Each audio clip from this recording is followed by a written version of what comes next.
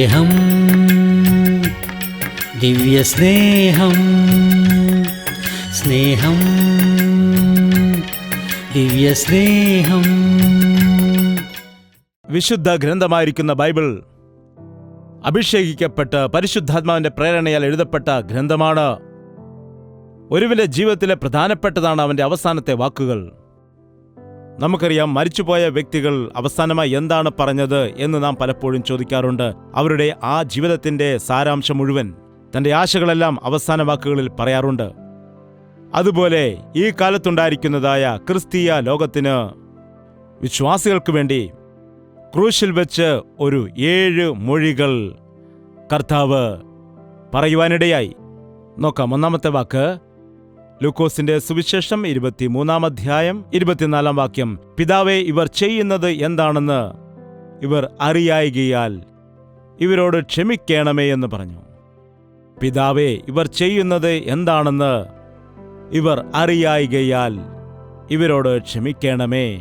ഈ വചനത്തിലെ വിഷയം ക്ഷമയാണ്. നമ്മുടെ കർത്താവ്, അവൻ ക്ഷമിക്കുന്ന ദൈവമാണ്. അവൻ ക്ഷമയുടെ മൂർത്തീഭാവമാണ്. അവൻ ശിക്ഷിക്കുന്ന ദൈവമല്ല. അവൻ ഉപദ്രവിക്കുന്ന ദൈവമല്ല. അവൻ ക്ഷമിക്കുന്ന ദൈവമാണ്. എത്ര വലിയ പാപിയോടും ക്ഷമിക്കുന്ന ദൈവമാണവൻ. എത്ര വലിയ പാപത്തെയും കഴുകി ശുദ്ധീകരിപ്പാൻ മതിയായവനാണ്. അവൻ എന്താണ് പറഞ്ഞെന്ന് വെച്ചാൽ, നിങ്ങൾ എൻ്റെ ശിഷ്യരായിത്തീരുവാൻ ആഗ്രഹിക്കുന്നുണ്ടെങ്കിൽ നിങ്ങളും നിങ്ങളുടെ അയൽക്കാരോട് ക്ഷമിക്കേണ്ടതാണ്. നോക്കൂ, ക്ഷമിക്കുന്നതിന് വേണ്ടി എത്ര ചിലവ് നമുക്കാകും. അമേരിക്കയിൽ പോകാനോ ജപ്പാനിൽ പോകാനോ നമുക്കൊരുപാട് പണം ചിലവാകും. എന്നാൽ ക്ഷമിക്കുന്നതിന് നമുക്ക് ഒന്നും ചിലവാകില്ല. പിന്നെ എന്തുകൊണ്ടാണ് നിങ്ങൾ മറ്റുള്ളവരോട് ക്ഷമിക്കാത്തത്, കോപം വെച്ചുകൊണ്ടിരിക്കുന്നത്? ഇപ്പോൾ കേൾക്കുന്ന സമയത്തും നിങ്ങൾക്ക് മറ്റുള്ള ആരോടെങ്കിലും കോപമോ ദേഷ്യമോ വെച്ചു പുലർത്തുന്നുണ്ടോ? ദുഃഖമുണ്ടോ? അവരെ നിസ്സാരന്മാരായിട്ട് നിങ്ങൾ കണക്കാക്കുന്നുണ്ടോ? നിന്നെ വഞ്ചിച്ചെന്ന് പറഞ്ഞ്, നിന്നോട് കള്ളം പറഞ്ഞെന്ന്, നിന്നെക്കുറിച്ച് മറ്റുള്ളവരോട് അപമാനകരമായി സംസാരിച്ചെന്ന് പറഞ്ഞ്, നിന്നെക്കുറിച്ച് നുണ പറഞ്ഞുവെന്ന് ആരെങ്കിലും നിന്നോട് വന്നു പറയുമ്പോൾ നിനക്കെന്താണ് തോന്നുന്നത്? നിങ്ങൾക്ക് ദേഷ്യമുണ്ടാകും, ബുദ്ധിമുട്ടുണ്ടാകും, അസൂയയുണ്ടാകും, പിണക്കമുണ്ടാകും. എന്താണ്? കർത്താവിനെക്കുറിച്ച് നിങ്ങൾ യഥാർത്ഥമായി ധ്യാനിക്കുന്ന സമയത്ത് കർത്താവ് നമ്മെ പഠിപ്പിച്ച പ്രാർത്ഥനയനുസരിച്ച്, ഞങ്ങളുടെ കടക്കാരോട് ഞങ്ങൾ ക്ഷമിക്കുന്നത് പോലെ ഞങ്ങളുടെ കടങ്ങളെയും ഞങ്ങളോട് ക്ഷമിക്കണമേ. ഇന്ന് കർത്താവ് പറയുന്നു, നിനക്കൊരു യഥാർത്ഥ ക്രിസ്ത്യാനിയാകണമെന്നുണ്ടെങ്കിൽ നീ മറ്റുള്ളവരോട് ക്ഷമിക്കേണ്ടതാണ്. ഭാര്യയോട് ക്ഷമിക്കാത്ത ഭർത്താക്കന്മാരുണ്ട്, ഭർത്താക്കന്മാരോട് ക്ഷമിക്കാത്ത ഭാര്യമാരുണ്ട്. അതുകൊണ്ട് കുടുംബങ്ങൾ തകരുന്നു. അവർ വിവാഹമോചനത്തിനു വേണ്ടി കോടതി കയറിയിറങ്ങാൻ പോലും തയ്യാറാണ്. എന്നാൽ അവർക്ക് ക്ഷമിക്കുവാൻ കഴിയില്ല. ബന്ധം വിട്ടുപിരിയാൻ ഒരുപാട് പണം ചിലവഴിക്കുന്നു. എന്നാൽ സമാധാനപ്പെടുവാൻ ആഗ്രഹിക്കുന്നില്ല. സമാധാനമുണ്ടാക്കുന്നവർ ഭാഗ്യവാന്മാർ, അവർ ദൈവത്തിന്റെ മക്കളെന്ന് വിളിക്കപ്പെടും. യേശുക്രിസ്തു നമ്മോട് അരുളിച്ചതായ വചനങ്ങൾ ഇന്നു നീ യഥാർത്ഥമായിട്ട് ധ്യാനിക്കുകയാണെങ്കിൽ, എത്ര തവണയാണെങ്കിലും അത്ര തവണയും നിങ്ങൾ മറ്റുള്ള ആളുകളോട് ക്ഷമിക്കുവാനുള്ളതായ കൃപ അതിലൂടെ നിങ്ങൾക്ക് ലഭിക്കാനിടയാകും. നിങ്ങൾ ക്ഷമിക്കുവാൻ ശ്രമിക്കുക. നിങ്ങൾ വിശുദ്ധിയോടെ ജീവിക്കുവാൻ ആഗ്രഹിക്കുന്നതായ വ്യക്തികളാണെങ്കിൽ യേശു കർത്താവ് പറഞ്ഞതുപോലെ മറ്റുള്ളവരോട് ക്ഷമിക്കാൻ പഠിക്കുക. യേശുക്രിസ്തുവിനോട് കാണിച്ചതായ ദോഷത്തിൽ കൂടുതലായി നമ്മോട് ആരെങ്കിലും ചെയ്തിട്ടുണ്ടോ? ശ്രദ്ധിക്കുക. അവൻ നേരിട്ട കഷ്ടതകളേക്കാൾ കൂടുതൽ കഷ്ടത നമുക്കാർക്കെങ്കിലും ഉണ്ടോ? ഓർത്തു നോക്കുക. യേശുവിനെ അവർ ഒരുപാട് നിന്ദിച്ചു, അപമാനിച്ചു, മുഖത്താഞ്ഞുതുപ്പി, ചാട്ടവാറുകൊണ്ടടിച്ചു. ക്രൂശീകരിച്ച സമയത്ത് അവൻ എന്താണ് പറഞ്ഞത്? പിതാവേ, ഇവർ ചെയ്യുന്നത് എന്താണെന്നറിയായികയാൽ ഇവരോട് ക്ഷമിക്കണമേ, ക്ഷമിക്കണമേ. ആ 2 കരങ്ങളും നീട്ടി ക്രൂശിൽ കിടക്കുന്നതായ കർത്താവ് കൈവെള്ളയിൽ ആണിയടിച്ചു എന്നാണ് പറയുന്നത്. എന്നാൽ ശാസ്ത്രം പറയുന്നു അവന്റെ കൈത്തണ്ടയിലാണ് ആണിയടിച്ചത്. കാരണം കൈവെള്ളയിൽ അടിച്ചാൽ അത് ഊരിപ്പോകും. അവന്റെ കൈത്തണ്ടയിൽ ആണിയടിച്ച്, മാംസക്കടകളിൽ നിങ്ങൾ കണ്ടിട്ടില്ലേ മാംസങ്ങൾ തൂക്കിയിട്ടേക്കുന്നത്? അതുപോലെ 2 ആണികളില് അവന്റെ ശരീരം തൂങ്ങിക്കിടക്കുകയാണ്. അതുപോലെ കാലിലും ആണിയടിച്ചിരിക്കുന്നു. അവന് ശ്വാസം വലിക്കാൻ പോലും കഴിയുന്നില്ല. അപ്പോൾ ഒരു വാക്കു ഉരുവിടാൻ പോലും അത്ര എളുപ്പമല്ല. നോക്കുക, വേദന അനുഭവിക്കുമ്പോൾ നമുക്കധികം സംസാരിക്കുവാൻ കഴിയുകയില്ല. എന്നാൽ അത്രയും വേദനയുടെ നടുവിലും അവൻ ശ്വാസം വലിച്ചുകൊണ്ട് എന്താണ് പ്രാർത്ഥിച്ചത്? പിതാവേ, ഇവർ ചെയ്യുന്നത് എന്താണെന്നറിയായികയാൽ ഇവരോട് നീ ക്ഷമിക്കണമേ. ഈ വചനങ്ങൾ നാം വേഗത്തിൽ വായിച്ചുവിടും. എന്നാൽ ഈ 7 മൊഴികൾ പറയുവാനായി അവന് 6 മണിക്കൂർ വേണ്ടി വന്നു. ഒരു വാക്ക് സംസാരിച്ചതിന് ശേഷം മണിക്കൂറുകളുടെ ഇടവേളയെടുത്ത് അല്ലെങ്കിൽ അരമണിക്കൂർ ഇടവേളയെടുത്ത് അവസാനത്തെ വാക്കുകൾ വേഗത്തിലാണ് പറഞ്ഞതെങ്കിലും ആദ്യത്തെ 3 വാക്കുകൾ പറയുവാൻ മണിക്കൂറുകൾ എടുത്തിരുന്നു. അത്രത്തോളം വേദന അനുഭവിച്ചാണ് പറഞ്ഞത്. രണ്ടാമതായിട്ട് ലൂക്കോസ് 23:43 യേശുക്രിസ്തുവിന്റെ ഇടത്തും വലതുമായിട്ട് 2 പേരെ ക്രൂശിച്ചിട്ടുണ്ടായിരുന്നു. കുറ്റക്കാരായിരിക്കുന്ന 2 കള്ളന്മാരെ അവിടെ ക്രൂശിച്ചു. ആ നടുക്കുണ്ടായിരുന്നതായ ക്രൂശ് യേശുവിന് വേണ്ടി ഒരുക്കിയ ക്രൂശല്ലായിരുന്നു, അത് ബറബാസിന് വേണ്ടി ഉണ്ടാക്കിയതായിരുന്നു. ആ ബറബാസ് ആ ദേശത്ത് തന്നെ പേരെടുത്തതായ ഒരു കള്ളനാണ്. അവൻ വലിയ കുറ്റവാളിയായിരുന്നു, അവൻ കൊലപാതകനായിരുന്നു, ദേശദ്രോഹിയായിരുന്നു. അതുകൊണ്ട് ആ നടുഭാഗത്തുണ്ടായിരുന്ന ക്രൂശ് ബറബാസിന് വേണ്ടിയാണ് ഒരുക്കിയത്. എന്നാൽ അത്രത്തോളം ക്രൂരത ചെയ്തതായ, കൊടും കുറ്റകൃത്യം ചെയ്തതായ ആ കുറ്റവാളിയുടെ സ്ഥാനം ഏറ്റെടുത്തുകൊണ്ട് കർത്താവ് അവന്റെ സ്ഥാനത്ത് ക്രൂശിക്കപ്പെടുവാൻ ഇടയായതായിട്ട് കാണുന്നു. യേശുവിന് ക്ഷമിക്കുവാൻ കഴിയാത്ത ഒരു പാപിയും ഈ ലോകത്തിലില്ല. അവന്റെ രക്തത്താൽ കഴുകാൻ കഴിയാത്ത പാപവും ഈ ലോകത്തിലൊന്നുമില്ല. ചിലപ്പോൾ കർത്താവിനോട് ക്ഷമിക്കുമോ? ഞാൻ പലപ്പോഴും വീണ്ടും വീണ്ടും പാപം ചെയ്യുന്നു, വീണ്ടും വീണ്ടും പിന്തിരിഞ്ഞു പോകുന്നു, പലപ്പോഴും കുറ്റകൃത്യങ്ങൾ ചെയ്തു പോകുന്നുണ്ട്, എന്നോട് ക്ഷമിക്കുമോ? ഇങ്ങനെ ചിന്തിച്ചേക്കാം. എന്നാൽ എത്ര തവണ നീ അവനെ വേദനിപ്പിച്ചാലും നിന്നോട് ക്ഷമിക്കുന്ന ഒരു കർത്താവാണെന്ന് നീ മറന്നു പോകരുത്. ആ 2 കള്ളന്മാരും ദുഃഖിതരായിരിക്കുന്നു. അതിൽ ഒരു കള്ളൻ പറയുകയാണ്, നീ സ്വയം രക്ഷിച്ചിട്ട് ഞങ്ങളെയും രക്ഷിച്ചു കൂടെയോ എന്ന് പറഞ്ഞ് കർത്താവിനെ നിന്ദിച്ച് സംസാരിക്കുന്നു. ആ കള്ളന്റെ ആശയം എന്താണ്? നീ യഥാർത്ഥ ദൈവപുത്രനാണെങ്കിൽ നീ രക്ഷപ്പെട്ട് ഞങ്ങളെയും കൂടെ രക്ഷിച്ചിട്ട് നമുക്ക് ഒരുമിച്ച് തന്ന് ആ ദുഷ്ടന്മാരെ അടിക്കാമെന്നാണ്, നമുക്കവരോട് പക വീട്ടാമെന്നാണ്. യേശു കർത്താവിനോട് നിങ്ങൾ ചോദിക്കുന്നു, എന്നാൽ പലതും ഈ ലോകത്തിനെ സംബന്ധിച്ചുള്ളതായ കാര്യങ്ങളാണ് നിങ്ങൾ അവനോട് ചോദിക്കുന്നത്. അനേകം ആളുകളും ലോകപ്രകാരമുള്ള കാര്യങ്ങൾ മാത്രമാണ് യേശുവിനോട് ചോദിക്കുന്നത്. നീ യഥാർത്ഥ ദൈവപുത്രനാണെങ്കിൽ എനിക്ക് എന്തുകൊണ്ട് ഒരു വീട് നൽകിയില്ല? എന്തുകൊണ്ട് എൻ്റെ കുഞ്ഞിൻ്റെ വിവാഹം നടത്തി തന്നില്ല? എൻ്റെ ജോലിക്കാര്യം ശരിയായില്ല, ഞാൻ ഇന്റർവ്യൂവിൽ പാസ്സായില്ല എന്ന് പറഞ്ഞ് കർത്താവിനെ കുറ്റപ്പെടുത്തുന്നവരെല്ലാം ഈ കള്ളനെ പോലെയുള്ള വ്യക്തികളാണ്. നീ ദൈവപുത്രനാണെങ്കിൽ എനിക്ക് അത് ചെയ്തു തരൂ, ഇത് ചെയ്തു എന്ന് പറഞ്ഞ് ലോകപ്രകാരമായ കാര്യങ്ങൾ ചോദിക്കുന്നു, എന്നാൽ നിത്യമായ കാര്യങ്ങൾ അവനോട് ചോദിക്കുന്നില്ല. ആ 2ാമത്തെ കള്ളൻ ഇവനെ ശാസിക്കുകയാണ്, നിനക്ക് ദൈവത്തെ ഭയമില്ലേ? നാമും ഒരേ ശിക്ഷാവിധിയിൽ തന്നെയാണല്ലോ ഉള്ളത്, നിനക്ക് ദൈവത്തെ ഭയമില്ലേ എന്ന് പറഞ്ഞ് അവനെ ശാസിച്ചിട്ട് യേശുവിനെ നോക്കി എന്തു പറഞ്ഞെന്നറിയാമോ? യേശുവേ, നീ രാജ്യത്വം പ്രാപിച്ചു വരുമ്പോൾ എന്നെയും ഓർക്കണമേ. ഏതു രാജ്യത്തിന് വേണ്ടിയാണ് അവൻ ചോദിക്കുന്നത്? നിന്റെ രാജ്യത്തിൽ നീ എന്നെ ഓർക്കുമാറാകണമേ, സ്വർഗരാജ്യത്തിൽ എന്നെ ചേർക്കണമേ. നീ രാജാതി രാജാവാണെന്ന് ഞാൻ മനസ്സിലാക്കുന്നു. ആ യഹൂദന്മാർക്ക് മനസ്സിലായില്ല, ആ പരീശന്മാർക്ക് മനസ്സിലായില്ല, യഹൂദന്മാർക്ക് മനസ്സിലായില്ല, യെരൂശലേം നിവാസികൾക്ക് മനസ്സിലായില്ല. എന്നാൽ എനിക്ക് മനസ്സിലാകുന്നുണ്ട് കർത്താവേ, എനിക്ക് മനസ്സിലായി. നിന്റെ സ്നേഹം എനിക്ക് കാണുവാൻ കഴിയുന്നുണ്ടിപ്പോൾ. നീ അനുഭവിക്കുന്ന കഷ്ടത ഞാനിപ്പോൾ കാണുന്നു.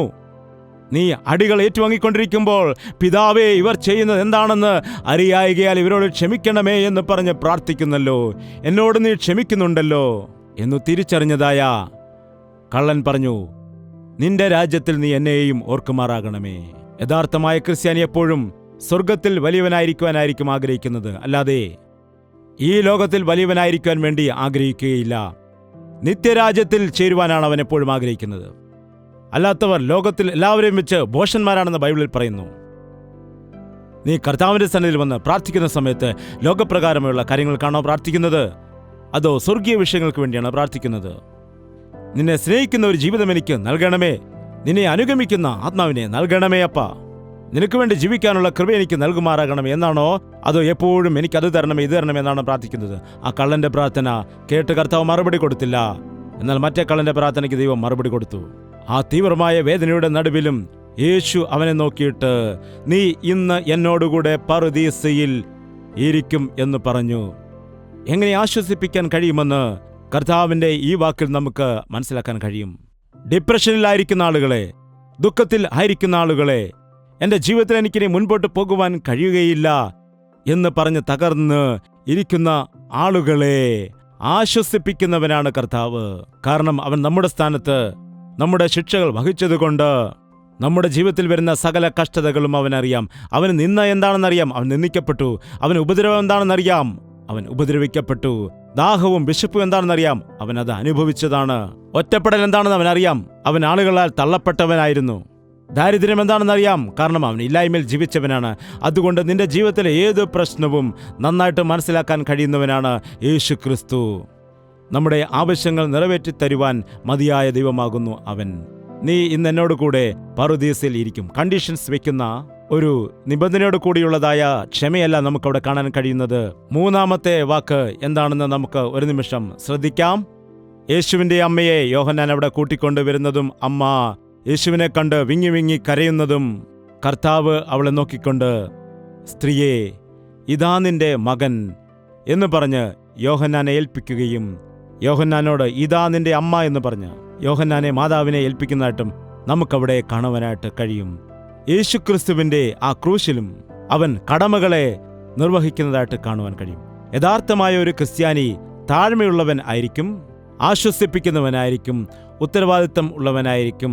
വാർദ്ധക്യത്തിലായിരിക്കുന്നതായ നിന്റെ മാതാവിനെ നീ ഉപേക്ഷിക്കുവാൻ പാടില്ല. നിന്നെ പെറ്റ് വളർത്തി വലുതാക്കിയതായ നിന്റെ മാതാവും അതുപോലെ നിന്റെ പിതാവും, അവരെ നീ മറന്നു പോകുക എന്നത് എത്ര ഗുരുതരമായ പാപമാണെന്ന് ഓർക്കുക. ഇഹലോകത്തിൽ തനിക്ക് ജന്മം നൽകിയതായ ആ അമ്മയെ കണ്ടിട്ട് ആ അമ്മയെ തൻ്റെ ശിഷ്യന്റെ കരങ്ങളിലേക്ക് ഏൽപ്പിക്കുന്നതായിട്ട് കാണുന്നു. മാതാപിതാക്കളെ സ്നേഹിക്കുന്നത് ഏറ്റവും അത്യാവശ്യമാണെന്ന് അവൻ ക്രൂശിൽ പഠിപ്പിച്ചു കൊടുക്കുന്നു. ഇന്നൊരു തീരുമാനമെടുക്കാം. യഥാർത്ഥമായും ക്രൂശ് നിന്നെ സ്പർശിച്ചിട്ടുണ്ടെങ്കിൽ ഇന്ന് തന്നെ നിന്റെ അമ്മയോടും അപ്പനോടും നീ സമാധാനപ്പെടും. അവർക്ക് സന്തോഷകരമായി ജീവിക്കും. അവർക്ക് നീ നന്ദി കരയേറ്റും. അവർ നിന്നേക്കാൾ മോശമായ സ്ഥിതിയിൽ ആയിരിക്കുകയാണെങ്കിൽ, അവർ രോഗക്കിടക്കയിലായിരിക്കുകയാണെങ്കിൽ, ഒരു കാലത്ത് അവർ നിന്നെ വിദ്വേഷിച്ച വ്യക്തികളാണെങ്കിലും കർത്താവ് പഠിപ്പിക്കുന്നത് എന്താണ്? നിന്റെ മാതാപിതാക്കളെ നീ നോക്കുക. ക്രിസ്തു ഉള്ള ആളുകൾ ക്ഷമിക്കും, ക്രിസ്തു ഉള്ള ആളുകൾ ആശ്വസിപ്പിക്കും, ക്രിസ്തു ഉള്ള ആളുകൾ ഉത്തരവാദിത്തമുള്ളവരായിരിക്കും. 3 മണിക്കൂറുകൾ കൊണ്ട് കർത്താവ് പറഞ്ഞ ഈ വാക്കുകൾ തൻ്റെ ആ ക്രൂശിൻ്റെ ചുറ്റുപാടും നിൽക്കുന്നതായ ആളുകളോടാണ് സംസാരിച്ചത്. അവിടെ തന്നെ വെല്ലുവിളിക്കുന്ന കുറ്റപ്പെടുത്തുന്ന ആളുകളോട് സംസാരിച്ചു. അതുപോലെ അടുത്തു കിടന്ന കള്ളനോട് സംസാരിച്ചു. അവൻ്റെ അടുത്ത് വന്ന അമ്മയോട് സംസാരിക്കുന്നു. അപ്പോഴേക്കും നട്ടുച്ച കഴിയുന്ന സമയമാണ്. അവൻ്റെ ശരീരത്തിൽ അല്പം പോലും ശക്തി ഇല്ലാതിരിക്കുന്ന അവസ്ഥയാകുന്നു. ആ സമയത്ത് 4 വാക്കുകൾ വായിക്കുക. മത്തായിയുടെ സുവിശേഷം 27:46 വാക്യം. ഏകദേശം 9 മണി നേരത്ത് യേശു ഏലി ഏലി ലമ്മ ശബക്താനി എന്നുറക്ക നിലവിളിച്ചു. എൻ്റെ ദൈവമേ, നീ എന്നെ കൈവിട്ടതെന്തെന്ന് ചോദിക്കുന്നു. നിനക്ക് വേണ്ടി പ്രാണൻ നൽകാമെന്ന് പറഞ്ഞതായ പത്രോസ് അവനെ വിട്ട് ഓടിപ്പോകാനിടയായി. ശിഷ്യന്മാരെല്ലാം ചിതറി നാനാഭാഗത്തേക്കും പോകുവാനിടയായി. ക്രൂശിന്റെ അടുക്കൽ വന്നതായ മാതാവും അതുപോലെ യോഹന്നാനും തിരികെ പോയി. എല്ലാവരും അവനെ വിട്ടിട്ട് പോകാനിടയായി. എന്നാൽ ഞാനും എൻ്റെ പിതാവും ഒന്നാകുന്നു എന്ന് പറഞ്ഞതായ കർത്താവിന് എല്ലാം സഹിക്കാൻ കഴിഞ്ഞു. എന്നാൽ ആ സമയത്ത് ഒരു വലിയ വിഭജനം പിതാവിനും പുത്രനും മധ്യയിൽ നടന്നു. പിതാവ് അവനെ കൈവിട്ടു. നീ ഒരാൾ മാത്രം മനുഷ്യന്റെ പാപം വഹിക്കണം, ഞാൻ നിന്നെ സഹായിക്കില്ല എന്ന് പറഞ്ഞു. അതുകൊണ്ടാണ് യേശുവിനെ അത്രത്തോളം എനിക്ക് സ്നേഹം. എൻ്റെ കർത്താവിനെ എനിക്ക് അത്രത്തോളം ജീവനാണ്. എൻ്റെ യേശുവിന് വേണ്ടി ഞാൻ എന്തും ചെയ്യുവാൻ ഒരുക്കമാണ്. എൻ്റെ കർത്താവ് എൻ്റെ പാപത്തെ മുഴുവൻ ഒറ്റയ്ക്ക് വഹിക്കാനിടയായി. ലോകത്തിലുള്ള സകല മനുഷ്യരുടെയും പാപങ്ങൾ, ഭൂതഭാവി വർത്തമാന കാലഘട്ടത്തിലെ സകല മനുഷ്യരുടെയും പാപങ്ങൾ ആ കർത്താവ് ഒറ്റയ്ക്ക് വഹിക്കാനിടയായി. ക്രിസ്തു ശരീരത്തിൽ അനുഭവിച്ചതായ കഷ്ടത നാം കാണുവാനിടയായി. അവൻ്റെ വേദന നമുക്ക് അറിയുവാനായിട്ട് കഴിഞ്ഞു. എന്നാൽ ആത്മീയമായി ഉണ്ടായതായ ആ ഇരുട്ട്, അതായത് നമ്മുടെ സകല ശാപങ്ങളും അവൻ്റെ മേൽ വരുവാനിടയായി. അവനൊറ്റയ്ക്കായപ്പോൾ, എൻ്റെ ദൈവമേ, എൻ്റെ ദൈവമേ, നീ എന്നെ കൈവിട്ടതെന്ത്? എന്തുകൊണ്ടാണ് യേശുവിനെ നിങ്ങൾ നിസ്സാരനായിട്ട് കാണുന്നത്? എന്തുകൊണ്ടാണ് മനുഷ്യർ യേശുവിനെ കുറ്റപ്പെടുത്തുന്നത്? ഒരു കുറ്റവും ചെയ്യാത്തവനായ യേശുവിനെ മനുഷ്യർ കുറ്റപ്പെടുത്തുന്നത് കാണുന്നു. അവനാരുടെയും കൈ തല്ലിയൊടിച്ചിട്ടില്ല, കാലുകൾ തല്ലിയൊടിച്ചിട്ടില്ല, ആർക്കും ഒരു ഉപദ്രവവും ഒരു ദോഷവും അവൻ ചെയ്തിട്ടില്ല. ഒരു ചെകിടത്തടിക്കുന്നവന് മറ്റേ ചെകിടും കാണിച്ചു കൊടുക്കുവാനായിട്ട് കർത്താവ് അരുളി ചെയ്തു. അവൻ സ്നേഹത്തിന്റെ മാർഗത്തിലാണ് ജീവിച്ചത്, ത്യാഗം കാണിക്കാനിടയായി. അവൻ മനുഷ്യരെ വിടുവിക്കുന്നു, മനുഷ്യരെ ആശ്വസിപ്പിക്കുന്നു, മനുഷ്യരെ അനുഗ്രഹിക്കുന്നു, അവർക്ക് നന്മ ചെയ്യുന്നു. എന്തിനാണ് അവനെ വെറുക്കുന്നത്? പിശാചുമായി ബന്ധമുള്ളവർ തീർച്ചയായിട്ടും യേശുവിനെ വെറുക്കും. യേശുവിൻ്റെ സ്നേഹത്തെ അറിയുവാൻ കഴിയാതെ അവരുടെ ഹൃദയം അടഞ്ഞുപോയി എന്ന് ബൈബിളിൽ പറയുന്നു. ഇന്നുള്ള അനേകരുടെ ജീവിതങ്ങളിൽ യേശുവിൻ്റെ സ്നേഹത്തെ അവർ തിരിച്ചറിയുന്നില്ല. ദൈവമേ, നീ എന്താണ് എന്നെ കൈവിട്ടത്? കർത്തവേകനായിട്ട് ശരീരത്തിൻ്റെയും ആത്മാവിൻ്റെ ഭാരമെല്ലാം അനുഭവിച്ചിട്ട് യാഗമായി അവൻ ക്രൂശിൽ കിടന്നപ്പോൾ അവൻ പറഞ്ഞതായ 5-ാമത്തെ മൊഴി, യോഹന്നാൻ 19:28, എനിക്ക് ദാഹിക്കുന്നു എന്ന് അവൻ പറഞ്ഞു. അത്രയും സമയം ക്രൂശിൽ കിടക്കുന്നതായ സമയത്ത് ദാഹിക്കുന്നു എന്ന് പറയുമ്പോൾ അത് സാധാരണ ഒരു ദാഹമല്ല, ഒരു തരത്തിലുള്ള പരവേശം, ഒരു തരത്തിലുള്ളതായ വലിയ ദാഹം. അവന് ഒരു ആഗ്രഹം വരികയാണ്. ഇന്ന് മനുഷ്യർക്ക് പലതരത്തിലുള്ളതായ ദാഹമുണ്ട്. ധനദാഹം, അതുപോലെ തന്നെ പാപത്തോടുള്ള ദാഹം, എന്തെങ്കിലും സമ്പാദിക്കണമെന്നിട്ടുള്ളതായ ഒരേ ഒരു ആശ. എന്നാൽ യേശുക്രിസ്തുവിനുള്ളവർ ക്രിസ്തുവിനോടുള്ള ദാഹമുള്ളവരായിരിക്കും. ദൈവത്തിൻ്റെ ആത്മാവിൻ്റെ സന്തോഷമില്ലെങ്കിൽ അവർ ഒരുപാട് ദുഃഖിക്കുവാനിടയാകും. എങ്ങനെയാണ് ഒരു മത്സ്യം കരയിൽ വീണുകിടക്കുമ്പോൾ അത് കിടന്ന് പിടയ്ക്കുന്നത്? അതുപോലെ കർത്താവിനെ വിട്ടുകളഞ്ഞിരിക്കുന്നു എന്ന് ചിന്തിക്കുന്ന വ്യക്തി തൻ്റെ സ്ഥിതി മനസ്സിലാക്കി ദുഃഖിക്കുവാനിടയാകും. എന്നാൽ ഇന്ന് അനേകം ആളുകളുടെ ജീവിതത്തിൽ ദൈവത്തോട് കൂട്ടായ്മയുള്ളതായ അനുഭവമില്ല. ദൈവത്തോട് കൂട്ടായ്മയുള്ളതായ വ്യക്തി ധൈര്യത്തോടെയിരിക്കും, സന്തോഷമുള്ളവനായിരിക്കും, ദുഃഖത്തിലും അവൻ ആശ്വാസം നേടും, ദൈവത്തിൽ പൂർണ്ണമായി ആശ്രയിക്കും, തൻ്റെ ശത്രുക്കളെ സ്നേഹിക്കാനിടയാകും. ആ സമയത്ത് ഒരു ദാഹമുണ്ടായി. ദാവീദ് പറയുന്നു, മാൻ നീർത്തോടിനോട് ചേരുവാൻ കാംക്ഷിക്കുന്നത് പോലെ എൻ്റെ ദൈവമേ, എൻ്റെ ആത്മാവ് നിന്നോട് ചേരുവാൻ കാംക്ഷിക്കുന്നു, എൻ്റെ ആത്മാവ് നിന്നോട് ചേരുവാനായിട്ട് കാംക്ഷിക്കുന്നു. എന്നാൽ ഇന്ന് ആ ദാഹം എവിടെയാണ്? കർത്താവിൻ്റെ സന്നിധിയിൽ പോയി ആരാധിക്കണം, ദൈവസന്നിധിയിൽ പോയി പാട്ടുപാടണം, കർത്താവിൻ്റെ സന്നിധിയിൽ മുഴങ്കാൽ മടക്കി കർത്താവിനെ സ്തുതിക്കണം, മഹത്വപ്പെടുത്തണം എന്നുള്ള ദാഹം എവിടെ? നിങ്ങൾ ജോലിക്ക് വേണ്ടി ഓടുന്നു, അങ്ങോട്ടും ഇങ്ങോട്ടും ഓടുന്നു, സാധനങ്ങൾ വാങ്ങാൻ വേണ്ടി യാത്ര ചെയ്തു പോകുന്നു. എന്നാൽ ആലയത്തിലേക്ക് വരുമ്പോൾ നിന്റെ ഇഷ്ടം പോലെ നീ വരുന്നു. നിനക്ക് ദാഹമില്ല. കർത്താവിൻ്റെ സന്നിധിയിലേക്ക് പോയിരിക്കാം, അവനെ സ്തുതിച്ച് ആരാധിക്കാം, സങ്കടങ്ങളെല്ലാം അവനോട് പറയാം എന്നുള്ള ആഗ്രഹം ഇന്നുള്ള ആളുകൾക്ക് കാണുന്നില്ല. നിന്റെ ജീവിതത്തിൽ സംതൃപ്തി ഇല്ലാത്തതിൻ്റെ കാരണം അറിയാമോ? ദൈവം നിന്നിൽ ഇല്ലാത്തത് കൊണ്ടാണ്. ദൈവത്തിൻ്റെ സാന്നിധ്യം നിന്നോട് കൂടി ഉണ്ടെങ്കിൽ നിനക്ക് സംതൃപ്തി ഉണ്ട് എന്ന് നിനക്ക് പറയുവാൻ കഴിയും. നിനക്ക് ദൈവസന്നിധിയിൽ ആനന്ദിക്കുവാൻ, സന്തോഷിക്കുവാൻ കഴിയും. നിന്റെ ജീവിതത്തിൽ നിനക്ക് യാതൊരു സംതൃപ്തിയും ഇല്ല എങ്കിൽ, നിന്റെ ജീവിതത്തിൽ ഒന്നും ചെയ്താലും സന്തോഷം ലഭിക്കുന്നില്ല എങ്കിൽ, നിനക്കും ദൈവത്തിനും തമ്മിലുള്ള ബന്ധം വിച്ഛിന്നമായിരിക്കുന്നു. പിതാവുമായിട്ടുള്ള കൂട്ടായ്മ നഷ്ടപ്പെട്ടപ്പോൾ എനിക്ക് ദാഹിക്കുന്നു. പിതാവുമായിട്ടുള്ള ബന്ധം നഷ്ടപ്പെട്ട ഉടൻ തന്നെ പ്രാർത്ഥിക്കുന്നു, എന്നെ നീ കൈവിട്ടുവോ എന്ന് പ്രാർത്ഥിക്കുന്നു. 6-ാമത്തെ വാക്ക് നോക്കാം. യോഹന്നാന്റെ സുവിശേഷം 19-ാം അധ്യായം 30-ാം വാക്യത്തിൽ, നിവർത്തിയായി. നിവർത്തിയായി. എന്താണ് നിവർത്തിയായത്? ആഹാരം കഴിച്ചോ എന്ന് കർത്താവിനോട് ചോദിക്കുമ്പോൾ, എൻ്റെ പിതാവിന് ഇഷ്ടം ചെയ്യുന്നതാണ് എൻ്റെ ആഹാരമെന്ന് പറഞ്ഞു.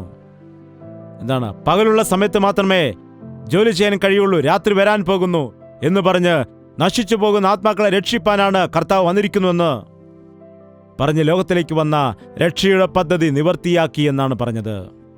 യേശു ക്രിസ്തു ചെയ്തതായ ക്രൂശിലെ യാഗത്തിന് ആർക്കും ഒന്നും ചേർക്കുവാൻ കഴിയില്ല, ആർക്കും ഒന്നും എടുത്തു മാറ്റുവാനും കഴിയില്ല.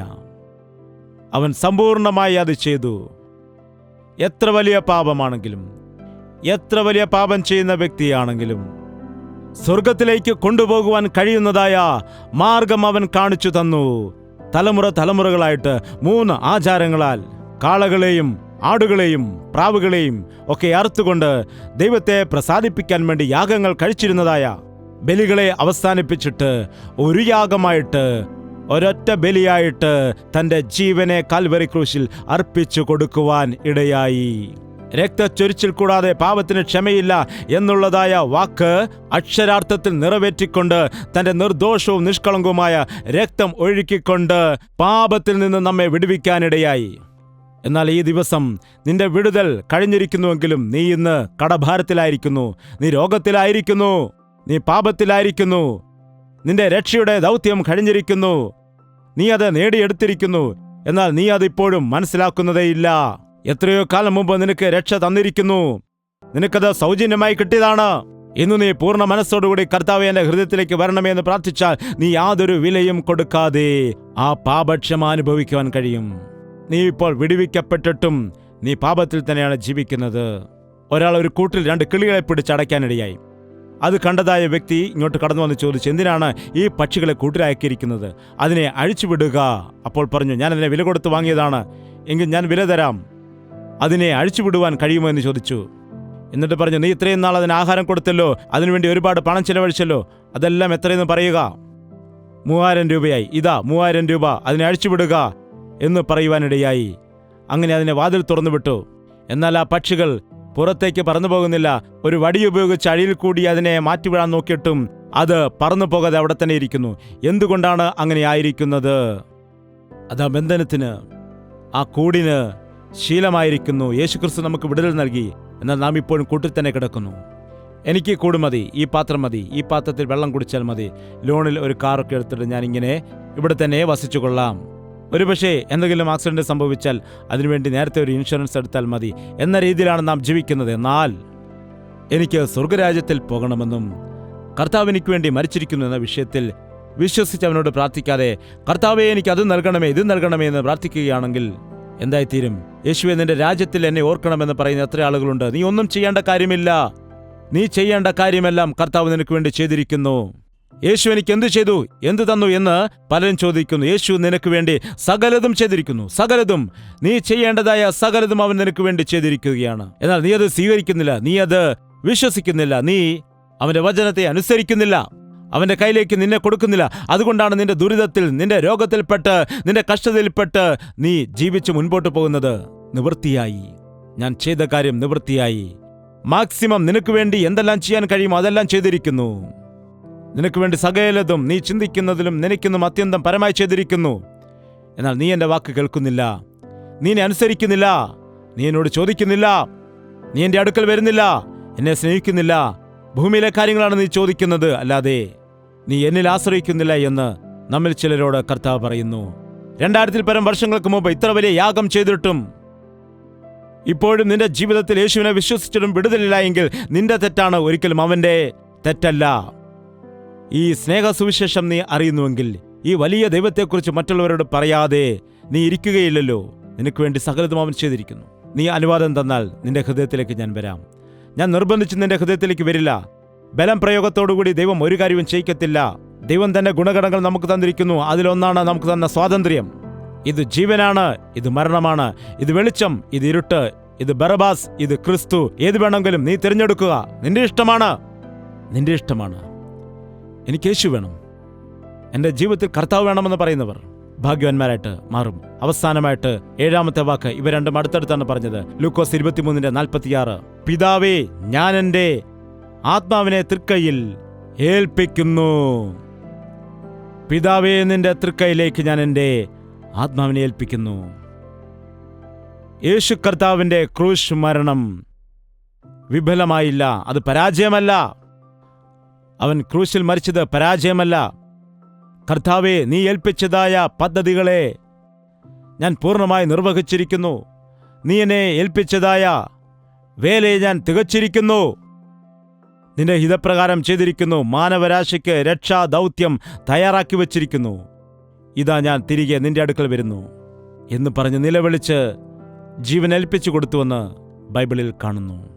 യേശുക്രിസ്തു ലോകത്തിൽ ക്രൂശിനെ ജയിച്ചു, മരണത്തെ അവൻ ജയിച്ചു, ലോകത്തെ ജയിച്ചു, പാപത്തെ ജയിച്ചു, പിശാചിന്റെ തലയെ തകർത്തിട്ട് പിതാവേ, എൻ്റെ ആത്മാവിനെ തൃക്കൈയിലേക്ക് സമർപ്പിക്കുന്നു എന്ന് പറഞ്ഞു.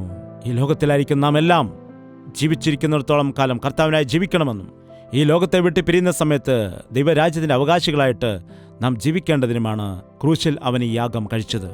യഥാർത്ഥമായി യേശുവിൽ നീ വിശ്വസിക്കുന്നുണ്ടെങ്കിൽ, യഥാർത്ഥമായും കർത്താവിന്റെ വഴിയിൽ കൂടി നടക്കുവാൻ ആഗ്രഹിക്കുന്നുണ്ടെങ്കിൽ ഈ 7 മൊഴികളുടെ അർത്ഥങ്ങളെ മനസ്സിലാക്കുക, ജീവിക്കുക. അങ്ങനെ ക്ഷമിക്കാൻ പഠിക്കുക, ആശ്വസിപ്പിക്കുവാൻ പഠിക്കുക, കടമകളെ നിർവഹിക്കുവാൻ പഠിക്കുക. യേശു കർത്താവിന്റെ സാന്നിധ്യത്തിനു വേണ്ടി ആഗ്രഹത്തോടുകൂടി ദാഹത്തോടുകൂടി ജീവിക്കുവാനായിട്ട് നീ ശീലിക്കുക. ഈ ലോകത്തിൽ കർത്താവ് നിന്നെ ഒരു വേല ഏൽപ്പിച്ചിട്ടുണ്ട് എന്ന സത്യം മനസ്സിലാക്കി ആ വേല ചെയ്യുവാൻ വേണ്ടി, പൂർത്തീകരിക്കാൻ വേണ്ടി ശ്രമിക്കുക. ആകസ്മികമായി നീ മരിക്കുന്നതാകട്ടെ, നിന്റെ ഭാര്യ വിധവയായി തീരുന്നതാകട്ടെ, കുഞ്ഞുങ്ങൾ നശിച്ചു പോകുന്നതാകട്ടെ, നിന്റെ ജീവിതത്തിൽ യാതൊരു ഗതിയുമില്ലാതെ മുൻപോട്ട് പോകുന്നതാകട്ടെ, ഇവയൊന്നും ദൈവത്തിന്റെ ഹിതമല്ല. ദൈവത്തിന് എല്ലാവരെക്കുറിച്ചും ഒരു വലിയ പദ്ധതിയുണ്ട്. എൻ്റെ പിതാവിന്റെ വേലയെ ഞാൻ പൂർത്തീകരിച്ചു. ജോൺ വെസ്ലി എന്ന അപ്പോസ്തലനായ മനുഷ്യൻ മരണക്കിടക്കയിലായിരുന്നു. മരണക്കിടക്കിൽ വെച്ച് അവസാനം പറഞ്ഞ വാക്യതാണ്, ക്രൈസ്റ്റ് ഈസ് വിക്ടർ. കർത്താവിന്റെ ജീവിതത്തിൽ ജയാളിയാണ്. ഞാൻ നല്ല പോരാട്ടം ഓടി എന്റെ വിശ്വാസം കാത്തു, ഓട്ടം തികച്ചിരിക്കുന്നു, ഇനിയും നീതിക്കായുള്ള കിരീടം എനിക്ക് വേണ്ടി വെച്ചിരിക്കുന്നു എന്ന് പൗലോസ് പറഞ്ഞതുപോലെ നമുക്കെല്ലാവർക്കും ആ കർത്താവിൽ പൂർണ്ണമായി ആശ്രയിച്ച് മുൻപോട്ട് പോകാം. അതുകൊണ്ട് കർത്താവിന്റെ കരങ്ങളിലേക്ക് നമ്മുടെ ജീവിതത്തെ സമർപ്പിക്കാം. നമ്മൾ മരിക്കുമ്പോൾ പോകുന്നത് കല്ലറയിലേക്കല്ല, കർത്താവിന്റെ അടുക്കലേക്കാണ്. മണ്ണാകുന്ന ശരീരം മണ്ണിലേക്ക് തിരികെ പോകുന്നു, എന്നാൽ ദൈവത്തിന്റെ അടുക്കൽ നിന്ന് വന്നതായ ആത്മാവ് ദൈവത്തെങ്കിലേക്ക് തിരികെ പോകുന്നു എന്ന് വിശ്വസിച്ചാൽ, ഈ ക്രൂശിലെ യാഗത്തിൽ കൂടി ഞാൻ തന്നെ വഴിയും സത്യവും ജീവനുമാകുന്നു, എന്നിൽ കൂടി അല്ലാതെ ആരും പിതാവിന്റെ അടുക്കൽ പോകുന്നില്ല എന്ന കർത്താവിന്റെ വാക്ക് വിശ്വസിച്ചാൽ, എന്തുകൊണ്ട് യേശുവിൽ കൂടി മാത്രമെന്ന് പറയുന്നു? അവൻ മാത്രമാണ് കാമവും കോപവും ക്രോധവും ഇല്ലാതെ നിഷ്കളങ്കനായിരിക്കുന്നതായ, ജന്മപാപവും കർമ്മപാപവും ഇല്ലാത്തവനായി ഇരിക്കുന്നു. അവൻ സകല മനുഷ്യരെയും പാപത്തെ ചുമന്നു. അതുമാത്രമല്ല, അവൻ ക്രൂശിൽ മരിച്ചിട്ട് 3-ാം ദിവസം ഉയർത്തെഴുന്നേൽക്കുകയും ചെയ്തു. സകല മനുഷ്യർക്കും വിടുതലയച്ചു. അവൻ ജീവിച്ചിരിക്കുന്ന കർത്താവാണ്. അതുകൊണ്ട് നമ്മുടെ സകല പാപങ്ങളെയും ക്ഷമിക്കുവാൻ തക്കവണ്ണം അവൻ യോഗ്യനാണ്. നമുക്ക് വേണ്ടി സ്വർഗത്തിൽ നിന്ന് ഇറങ്ങി വന്ന കർത്താവ് നമ്മെ സ്വർഗത്തിലേക്ക് കൊണ്ടുപോകുവാൻ തക്കവണ്ണം മതിയായവനാണ്. അതുകൊണ്ട് എഴുന്നേറ്റ് നിൽക്കാം, നമുക്ക് പ്രാർത്ഥിക്കാം. 2 കരങ്ങളും ഉയർത്തിക്കൊണ്ട് പ്രാർത്ഥനയിൽ ഒരുമിക്കുക. പരിശുദ്ധനായ സ്നേഹമുള്ള പിതാവേ, ഒരിക്കൽ കൂടി ഞങ്ങളെ നീ ദർശിക്കണമേ. അങ്ങയോട് പ്രാർത്ഥിച്ചുകൊണ്ടിരിക്കുന്ന എല്ലാ മക്കളെയും നീ ദർശിക്കണമേ. എല്ലാ വ്യക്തികളെയും സ്നേഹിക്കുന്ന കർത്താവാണല്ലോ നീ. ഞങ്ങളുടെ മാതാവിന്റെ ഉദരത്തിൽ ഞങ്ങൾ ഉരുവാകുന്നതിന് മുൻപ് തന്നെ ഞങ്ങളെ കണ്ടവനാണല്ലോ. ഭൂമിക്ക് അടിസ്ഥാനമിടുന്നതിന് മുൻപ് തന്നെ നീ ഞങ്ങളെ തിരഞ്ഞെടുത്തുവല്ലോ. ലോകത്തിൽ മറ്റനേകം ആളുകൾ ഉണ്ടായിരുന്നിട്ടും നീ ഞങ്ങളെ തിരഞ്ഞെടുത്തല്ലോ. നിന്റെ സന്നിധിയിലേക്ക് ഞങ്ങളെ കൂട്ടിക്കൊണ്ടുവന്നിരിക്കുന്നുവല്ലോ. ഞങ്ങളെക്കുറിച്ചുള്ളതായ നിന്റെ പദ്ധതികളെ വെളിപ്പെടുത്തണമേ. ഈ ലോകത്ത് നിന്റെ നാമത്തിനു വേണ്ടി ജീവിച്ചുകൊണ്ട് ഈ ലോകം വിട്ടുപിരിയുമ്പോൾ നിന്റെ രാജ്യത്തിന്റെ അവകാശികളായി മാറാനും, ഞങ്ങളുടെ ജീവിതത്തിൽ നിനക്കുള്ളതായ സകല ഉദ്ദേശങ്ങളെയും പദ്ധതികളെയും വൻ കാര്യങ്ങളെയും നിവർത്തിക്കുവാനും ഞങ്ങളെ സഹായിക്കണമേ. ഹൃദയശുദ്ധിയുള്ളവരായിട്ട് ജീവിച്ചുകൊണ്ട്, നിന്നെപ്പോലെ തന്നെ ജീവിച്ചുകൊണ്ട്, ഞങ്ങളുടെ ക്രൂശ് എടുത്തുകൊണ്ട് നിന്നെ പിന്തുടർന്നവരായിരിക്കുവാൻ സഹായിക്കണമേ. നിന്റെ രാജ്യത്തിന്റെ അവകാശികളായി തീരുവാൻ ഞങ്ങളെ എല്ലാവരെയും സഹായിക്കുമാറാകണമേ. ഇത്ര വലിയ രക്ഷ ഞങ്ങൾക്ക് വേണ്ടി ഒരുക്കിയിരിക്കുമ്പോൾ, ഇത്ര വലുതായ വിടുതൽ ഞങ്ങൾക്ക് വേണ്ടി നീ ഒരുക്കിയിരിക്കുമ്പോൾ, ഇപ്പോഴും കൂട്ടിൽ കിടക്കുന്ന പക്ഷികളെപ്പോലെ ഞങ്ങൾ പാപത്തിൽ തന്നെ ജീവിച്ച് മുന്നേറുകയാണെങ്കിൽ വെളിയിലേക്ക് വരുവാനായി സഹായിക്കണമേ. മരിച്ചടക്കപ്പെട്ട ലാസറിനെ ഉയർത്തെഴുന്നേൽപ്പിച്ചതായ കർത്താവേ, ഇന്ന് ആത്മീയമായി മരിച്ചു കിടക്കുന്ന സകലരെയും നസറേയനായ യേശു ക്രിസ്തുവിന്റെ അധികാരമുള്ള നാമത്തിൽ വെളിയിലേക്ക് കൊണ്ടുവരികയാണ് കർത്താവേ. നീ കൽപ്പിച്ചാൽ കല്ലറകൾ തുറക്കപ്പെടും എന്നു പറഞ്ഞതുപോലെ മദ്യപാനത്തിന്റെ കല്ലറകളിൽ അടക്കപ്പെട്ടിരിക്കുന്നവരെ എഴുന്നേൽപ്പിക്കണമേ. വ്യഭിചാരമെന്ന കല്ലറയിൽ അടക്കപ്പെട്ട് കിടക്കുന്ന ആളുകളെ എഴുന്നേൽപ്പിക്കണമേ. കടബാധിതയിൽ മുങ്ങി മുകളിലേക്ക് ഉയരുവാൻ കഴിയാതെ വീണുകിടക്കുന്ന ആളുകളെ നീ ഇന്ന് എഴുന്നേൽപ്പിക്കണമേ അപ്പാ. പാപത്തിന്റെ കുഴിയിൽ വീണുകിടന്ന് കൈകാലിട്ടടിച്ച് എഴുന്നേൽക്കുവാൻ കഴിയാതെ കിടക്കുന്ന, നിരാശയിൽ കിടക്കുന്ന ആളുകളെ എഴുന്നേൽപ്പിക്കണമേ ദൈവമേ. ഉയർത്തെഴുന്നേറ്റവനായ ക്രിസ്തുവേ, ആ ഉയർത്തെഴുന്നേൽപ്പിന്റെ ശക്തി ഞങ്ങളുടെ ജീവിതത്തിലുള്ളവരായി നിന്റെ സാക്ഷികളായി ജീവിക്കുവാൻ ഞങ്ങളെ എല്ലാവരെയും സഹായിക്കണമേ. ഇന്നു മുതൽ പേരിന് വേണ്ടിയുള്ളതായ ക്രിസ്തീയ ജീവിതമല്ലാതെ ക്രിസ്തുവിന്റെ സ്നേഹത്താൽ നിറയപ്പെട്ടതായ വ്യക്തികളായി, ക്രിസ്തുവിനു വേണ്ടി കത്തിജ്വലിക്കുന്നതായ പന്തങ്ങളായി, രാജകീയ പുരോഹിത വർഗത്തിൽ പെട്ടവരായി ജീവിക്കുവാൻ ഞങ്ങളെ സഹായിക്കണമേ. പാപത്തിന്റെ കുഴിയിലേക്ക് പോകാതെ കർത്താവിന്റെ സാക്ഷികളായി ജീവിക്കുവാൻ പരിശുദ്ധാത്മാവിന്റെ അഭിഷേകം ഞങ്ങൾക്കെല്ലാവർക്കും നൽകണമേ. കൊച്ചുകുട്ടികളും മുതിർന്നവരും അതുപോലെ പ്രായമുള്ളവരും സ്ത്രീകളും പുരുഷന്മാരും ഞങ്ങളെല്ലാം ഒരുമിച്ച് നിന്റെ മക്കളായി, നിന്റെ രാജ്യത്തിന്റെ അവകാശികളായി സമാധാനത്തോടുകൂടി നിന്റെ സാക്ഷികളായി എല്ലാവർക്കും ജീവിക്കുവാനുള്ള കൃപ നൽകണമെന്ന് യേശു ക്രിസ്തുവിന്റെ നാമത്തിൽ അപേക്ഷിക്കുന്നു പിതാവേ. ആമേൻ. യേശുവേ യേശുവേ യേശുവേ യേശുവേ യേശുവേ യേശുവേ യേശുവേ യേശുവേ നിന്നെ നിന്നെ എന്നും ഞാൻ സേവിക്കും, നീ മാത്രം രാജാവെന്നും. നിന്നെ നിന്നെ എന്നും ഞാൻ സേവിക്കും, നീ മാത്രം രാജാവെന്നും. യേശുവേ യേശുവേ യേശുവേ യേശുവേ യേശുവേ യേശുവേ യേശുവേ യേശുവേ യേശുവേ യേശുവേ യേശുവേ